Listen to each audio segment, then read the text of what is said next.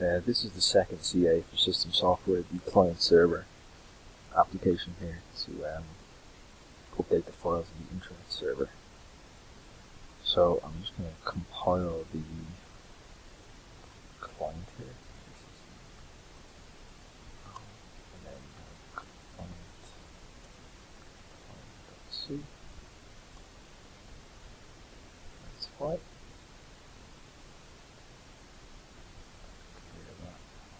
And then we'll do the same but for the server application. P-thread.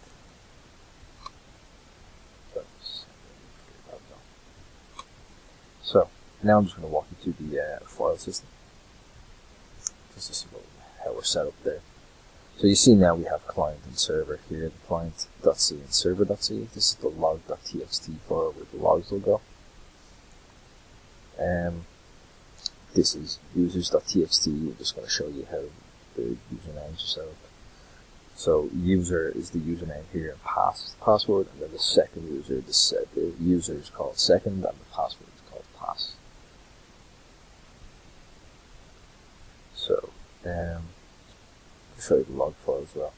Log file is empty at the moment, just been cleared out, just to show how we write in. So let's go to the actual functionality of the program. Actually, first I'm just going to show you the client and server files. So the file in here, file.txt, I'm going to be copying over. It says I'm the client file, I'm heading to the server. And then we have file 2, which just says I have the second file to be saved. So that's the contents of the file. I'm just going to show you the server files now. It's just folders here, and specified in the assignment file that we received. Just I should say marketing, offers, promotions, and sales. And that's basically a full file structure. So let's get into the actual running of the program here. So I've just compiled the client, so I've just compiled the server.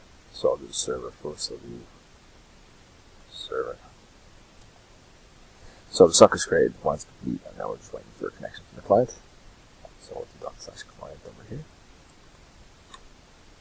And now you see over here, we've received the client connection.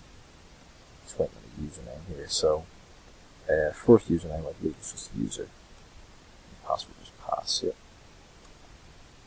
Yeah, so you get a notification here saying user authenticated connected to the server, and then we get the username and the password, and then that the user is authenticated. So we're just waiting for the name of the file to back up, but just while I'm here, I'm going to just log in with this other user over here. So we get the same message over here on the left hand side, and so second and user. Okay, so we have the same setup over here. The user is authenticated, connected to the server. So the file we back up, so I'll just back up the first file, file.txt. So just give me the path to that file there. And then the destination folder, we'll put this one in sales.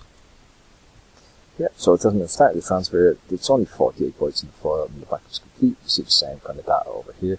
It just tells me what the user, the file of txt is the actual file, and that sales is the directory you're saving into. And then just over here in the opposite hand side, we'll do file2.txt. And destination folder, put this one in marketing. Yeah, so the same thing here. Start transfer only 33 bytes in this file here. The data is sent. Backup file, backup complete. And then also we see that the data we received, the user that made the data transfer was second. File2.txt is the file, and it's gone into marketing. So let's just check on that. If I can get this file back up here yet. So I'm just going to have a look at the log files real quick. This will show me, yeah, so this is the two transactions that have happened. Just what the file copy, username file copied, to marketing, to sales, and then the date as well. So the log file is fine. And let's go into the actual server to see if it actually did do. So market is the first one, sorry, it's the second one. File2.txt, what does that say? I am the second file, you said. Perfect. And then just the first file that we sent over went to sales. Let's go to sales here. File.txt. I am applying for it, I'm going into the server. Yep, so everything worked out well there. And it wasn't too hard to CA, in all honesty. There's just a small bit of error handling as well, just if I input a wrong file or back up quickly here, I'll just log in again. That's not showing it. And we'll log in again with the user. Nice. So I'll just give the wrong name of the file, so it's F. It'll tell me file does not exist. That's basically it. Yeah, thanks for watching.